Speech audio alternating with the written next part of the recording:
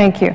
Madam President, I want to thank the Senator from Delaware who just spoke about the fact that we are now 53 days since passing the Senate budget, and we are pushing very hard as Democrats to keep this process moving and get our budget to a conference committee, and I appreciate his coming out and explaining why that's so important.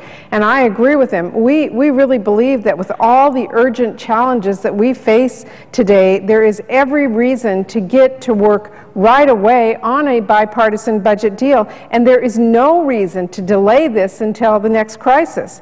But, Mr. President, we have come out here now 7 times and asked for consent to go to conference to work on the budget with the House, and 7 times the Senate Republicans have stood up and said, no, we don't want to go to work on the budget. Now, given how much Senate Republicans have talked about regular order over the last several years, we are rather surprised on this side that they are now resisting this very important next step in this bipartisan negotiations. And by the way, it's not just Democrats who are saying they want to go to conference. There are quite a few Senate Republicans who are surprised as we are that they're not allowing us to go. My colleague Senator McCain said blocking conference is, and I quote, incomprehensible and, quote, insane. Senator Corker said that to, quote, keep from appointing conferees is not consistent. And Senator Flake said, and I quote, he would like us to see us go to conference now. Now, Mr. President, I sincerely hope that the Republican leaders in the Senate will listen to the members of their own party, because we have got a lot of problems to solve and we have got to get started. You know, our children today and young adults need a world-class education to succeed in the global economy that they're entering, many of them graduating here in the next several weeks. Too many Americans are out of work yet or still underemployed, and our national infrastructure is quickly becoming an obstacle rather than an asset to our competitiveness. And we need to responsibly tackle our long-term deficit and debt challenges and make our tax code work better for our middle class. The debate about all of those challenges couldn't be more important, so we should start working here towards a bipartisan budget deal that works for our families and our economy, and we should do it as soon as possible and engage the American people in a thorough and responsible debate. That's why, Mr. President, I frankly was very disappointed to see that today, instead of meeting to discuss moving towards a bipartisan conference between the House and Senate, House Republicans are meeting to discuss what they will ask for in exchange for not tanking the economy a couple of months from now. Instead of moving with us towards the middle and joining us at the table, ready to compromise, they spent their afternoon debating what to write on a ransom note and saying that if they don't get what they want, they're going to allow the U.S. to default. That is an unprecedented event that would devastate our entire economy. So, Mr. President, I think a lot of families across our country are very concerned that House Republicans haven't learned any lessons at all from the past 2 years, and that we are looking at more brinksmanship, more governing by crisis, and more harm for our American families and our businesses. Now, House Republicans are even telling us that they're willing to put foreign creditors before our seniors and our veterans and our businesses, and claiming that somehow this plan will protect the economy. But, Mr. President, that's absurd. A default is a default. If the federal government pays its foreign creditors but defaults on its obligations to our families and our communities, the results are going to be catastrophic. Rating agencies would rightly see that as a serious abdication of our responsibilities. Our fragile economy would be seriously threatened, and people across the country would lose their faith again in our government's ability to function.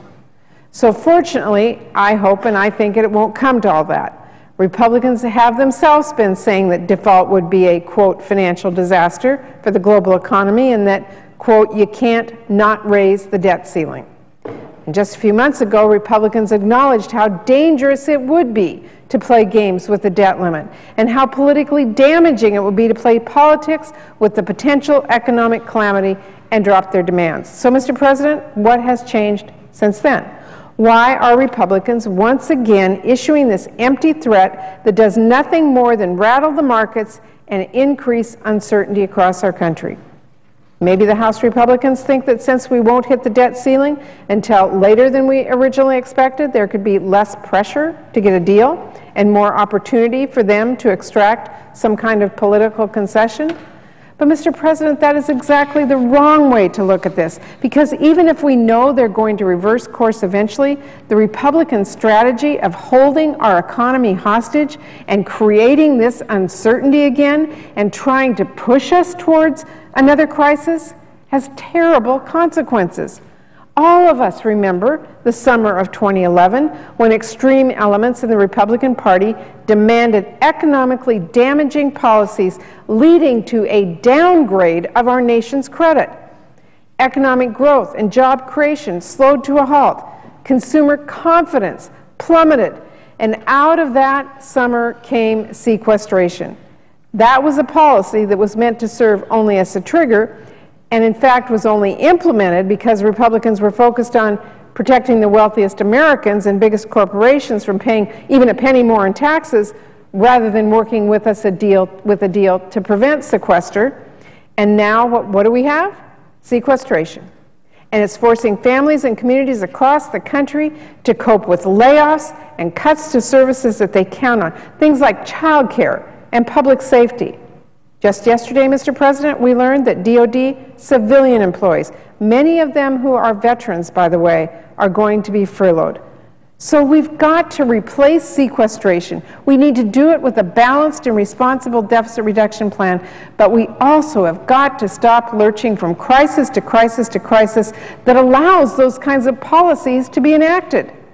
There is absolutely no reason to double down on an approach that has those kinds of effects on the families and communities we serve and on those who bravely served our country.